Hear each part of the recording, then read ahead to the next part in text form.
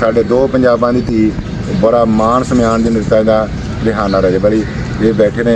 ये साडी बेटा जी जिहड़े बैठे ने साडे कोल खुशमिंदर कौर इन्हां दी माता जी उन्हां दे नां तो नज़म दा जिहड़ा सरनामा सांझियां पीड़ां।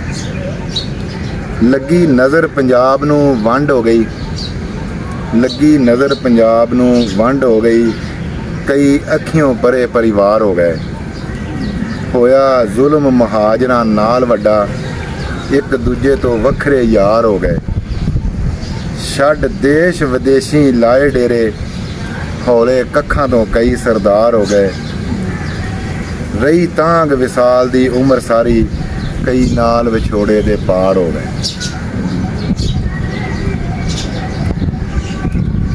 हत्थां नाल बनाए घर छड्डे, जेड़े वेखने तो लाचार हो गए, कई मौत ने मूँह दे विच पा लए, कई नाल विछोड़े बीमार हो गए।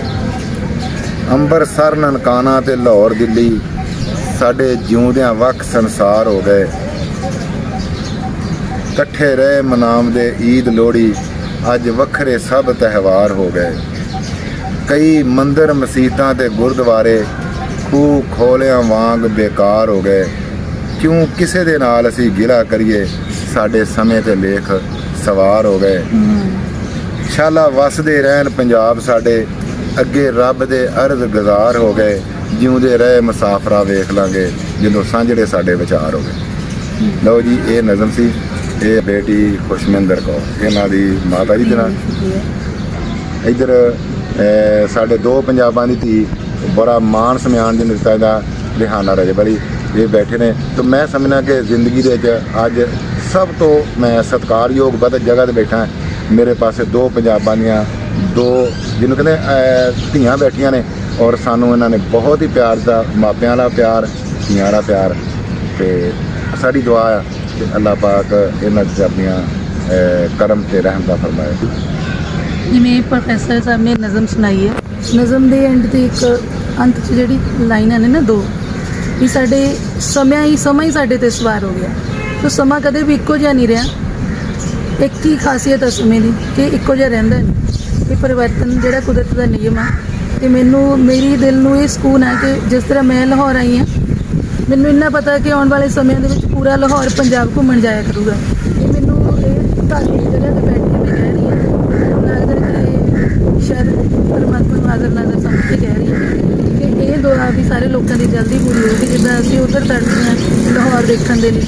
क्योंकि एज अ रिसर्चर भी मैं महसूस किया कि लाहौर तो बिना इधरले पंजाब तो बिना साडा पंजाबी होना जिद्दां असीं अपने आप नूं पंजाबी कहने हैं, मैनूं लगदा कि वो बंदा पंजाबी है ही नहीं जिन्हें पंजां पानियां दा पानी नहीं पीता।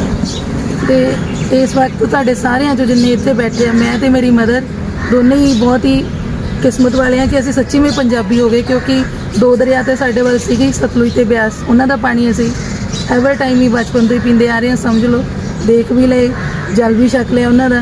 ते जिहड़े तीन दरिया रहिंदे सी रावी, झेलम ते चनाब, वो जो इस बार असीं ननकाना साहब का वीज़ा लगवाया है, उन्हां तिन्हां दे दर्शन भी होए और उन्हां दा असीं जल भी छक लिया, उन्हां नूं देख भी लिया। तो मैनूं लगदा कि असीं हुण पंजाबी हो गए। तो मैं उम्मीद करदी हाँ कि आउण वाले समय दे विच जिहड़े इधर लोग साडे नाल इन्नी मुहब्बत दे नाल रहिंदे आ जां सोचते हैं कि असीं उधरले चढ़ते पंजाब वाल जाइए तो ज़रूर जाएंगे। क्योंकि मैनू महसूस हो रहा है इकनॉमिकली भी, फाइनैंशली भी, ये चीज़ां महसूस हो रही हैं कि दोनों पंजाबों में एक होना भी चाहिए। क्योंकि सानू किसी की होर जरूरत ही नहीं। और मैं नहीं कहती ये कि तुहानूं लगदा कि मैं अपने कोलों कहंदी होवां जां जज्बाती होकर कहंदी होवां, ये मैं नहीं कहंदी कि तुसीं हाल ही एक गाना भी रिलीज़ होया सी ना, गीत सिद्धू मूसेवाले दा SYL, ਉਹਦੇ 'ਚ भी उन्हें यही गल बोली सी। पहली लाइन ही यही सी, सानू साडा पिछोकड़ ते साडा लाणा मोड़ दिओ, चंडीगढ़ हिमाचल ते हरियाणा मोड़ दिओ। लाणा ते पिछोकड़ साडा लाहौर छड्डदे ते लैंदे पंजाब दे नाल ही, हिमाचल हरियाणा तो बहुत बाद विचों निकले आ, साडा सारा कुछ पहलां पंजाब दे नाल ही। वो यही गल कहंदे कि सानू किसी होर दी ज़रूरत है ही नहीं, असीं दोवें पंजाब ही बहुत सफिशेंट है। सो मैं तो उहदी गल नूं कह लो कि हामी भरनी है। बहुत होर भी बंदे हैगे ने जिहड़े तुहानूं ये गल्लां दस सकदे आ कि पंजाब जिहड़ा वो एक होना जरूरी है।